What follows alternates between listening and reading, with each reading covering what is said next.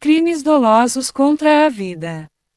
Primeiro, os crimes dolosos contra a vida cometidos por militares contra civis serão julgados pelo tribunal do júri. Como resultado, se um militar cometer um crime intencionalmente e causar a morte de uma pessoa civil, o julgamento será realizado pelo tribunal do júri, que é composto por cidadãos leigos escolhidos por sorteio, e não por um tribunal militar. Essa lei foi alterada em 2017 pela Lei nº 13.491. Antes dessa mudança, os crimes dolosos contra a vida cometidos por militares contra civis eram julgados apenas por tribunais militares. Segundo os crimes de que trata este artigo, quando dolosos contra a vida e cometidos por militares das Forças Armadas contra civil, serão da competência da Justiça Militar da União, se praticados no contexto e do cumprimento de atribuições que lhes forem estabelecidas pelo Presidente da República ou pelo Ministro de Estado da Defesa. E de ação que envolva a segurança de instituição militar ou de missão militar, mesmo que não beligerante, ou e de atividade de natureza militar, de operação de paz, de garantia da lei e da ordem ou de atribuição subsidiária, realizadas em conformidade com o disposto no art. 142 da Constituição Federal e na forma dos seguintes diplomas normativos: a Lei nº 7.565, de 19 de dezembro de 1986 Código Brasileiro de Aeronáutica, b. Lei Complementar nº 97, de 9 de junho de 1999, e c. Lei nº 13.491, de 13 de outubro de 2017. d. Lei nº 4.737, de 15 de julho de 1965 Código Eleitoral. Incluída pela Lei nº 13.491, de 2017. Elementos não constitutivos do crime. O artigo 47 do Código Penal Militar, CPM, estabelece que em determinadas situações a qualidade de superior ou inferior hierárquico, a qualidade de oficial de dia, de serviço ou de quarto, ou a qualidade de sentinela, vigia ou plantão deixam de ser elementos constitutivos do crime. O inciso I do artigo 47 estabelece que a qualidade de superior ou inferior hierárquico não é considerada um elemento constitutivo do crime quando não é conhecida pelo agente. Isso implica que, se o agente não sabe que a vítima é superior ou inferior hierárquico, esse fato não pode ser usado como agravante ou como elemento para qualificar o crime. Já o inciso II estabelece que a qualidade de superior ou inferior hierárquico, a qualidade de oficial de dia, de serviço ou de quarto, ou a qualidade de sentinela, vigia ou plantão não são considerados elementos constitutivos do crime quando a ação é praticada em repulsa à agressão. Isso significa que se a ação do agente foi uma reação a uma agressão que ele sofreu, a qualidade da vítima não será considerada para efeitos de tipificação do crime.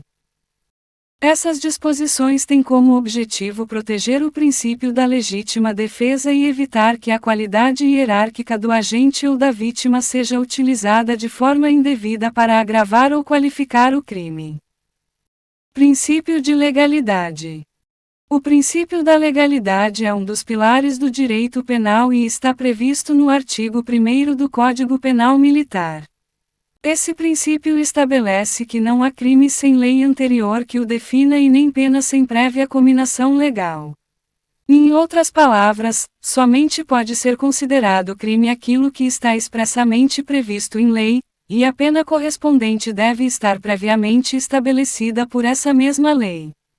Dessa forma, nenhum indivíduo pode ser punido por algo que não esteja previsto em lei como crime, e a pena aplicada deve ser aquela estabelecida pela própria lei. Esse princípio é uma garantia fundamental para os cidadãos, pois evita que sejam punidos de forma arbitrária ou injusta. Lei supressiva de incriminação. O art. 2 graus do Código Penal Militar estabelece o princípio da retroatividade da lei penal mais benéfica, segundo o qual ninguém pode ser punido por um fato que a lei posterior tenha deixado de considerar crime, mesmo que já tenha havido uma condenação irrecorrível. Isso implica que a nova lei deve ser aplicada retroativamente, e a sentença condenatória deve ser automaticamente anulada, a não ser nos casos em que a anulação possa ter efeitos de natureza civil. Tempus regit actum é uma expressão em latim que significa o tempo governa o ato, ou o tempo rege o ato. Essa expressão é comumente usada no âmbito jurídico para indicar que a lei aplicável a um determinado ato jurídico é aquela vigente no momento em que o ato foi praticado, e não aquela vigente no momento em que se discute a validade ou os efeitos desse ato. Em outras palavras, o tempo em que um ato jurídico foi praticado determina a lei aplicável a ele, independentemente das mudanças na legislação que tenham ocorrido posteriormente.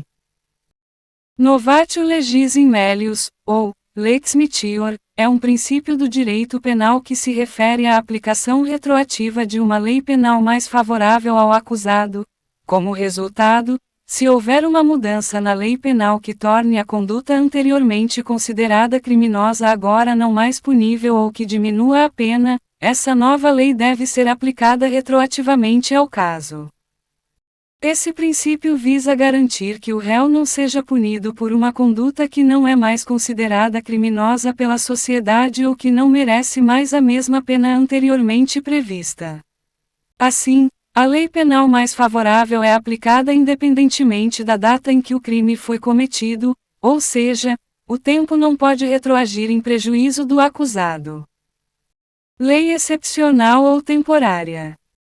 O artigo 4º do Código Penal Militar estabelece que a lei excepcional ou temporária, mesmo após o término de sua vigência ou o fim das circunstâncias que a originaram, continua aplicável aos fatos praticados durante o período em que estava em vigor. Como resultado, se uma lei foi criada para atender a uma necessidade específica ou circunstância temporária, e alguém cometeu um crime durante o período em que essa lei estava em vigor, ele será julgado de acordo com essa lei, mesmo que ela já não esteja mais em vigor. Essa regra é conhecida como tempus regit actum, que significa que a lei em vigor na época do fato deve ser aplicada, independentemente de sua vigência atual. Tempo do crime. O artigo 5º do Código Penal Militar, CPM, estabelece o princípio de que um crime militar é considerado praticado no momento em que ocorre a ação ou omissão, independentemente do resultado produzido. Isso significa que, para efeitos de responsabilização penal, o momento relevante é aquele em que a conduta ilícita é executada, mesmo que as consequências desejadas ou previstas não tenham ocorrido. Em outras palavras, o Código Penal Militar adota uma abordagem temporal em relação ao crime, atribuindo importância ao momento da conduta criminosa em si, em vez de se concentrar apenas nas consequências finais. Essa disposição legal permite que as autoridades militares investiguem, processem e punam os envolvidos em atos delituosos, mesmo que o resultado pretendido não seja alcançado. Lugar do crime. O artigo 6º do Código Penal Militar, CPM, trata do lugar do crime. De acordo com esse artigo, o fato criminoso é considerado praticado no local em que ocorreu a atividade criminosa, seja ela total ou parcial, inclusive nos casos de participação no crime. Além disso, também é considerado como lugar do crime o local onde ocorreu ou deveria ter ocorrido o resultado do crime. No caso dos crimes omissivos, em que a conduta criminosa consiste em uma omissão de agir quando há o dever de fazê-lo, o fato é considerado praticado no lugar em que a ação omitida deveria ter ocorrido. Essa definição do lugar do crime é importante para determinar a competência territorial das autoridades militares responsáveis pela investigação, processamento e julgamento do caso.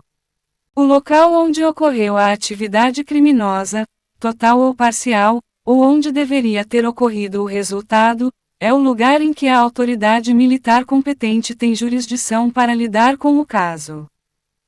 Cabe ressaltar que, de acordo com o artigo 201 do CPM, apenas o comandante é o sujeito ativo desse crime específico de omissão de socorro. De acordo com esse artigo, comete o crime o comandante que, sem justa causa, deixar de prestar socorro a navios, aeronaves ou náufragos que estejam em perigo e tenham solicitado ajuda.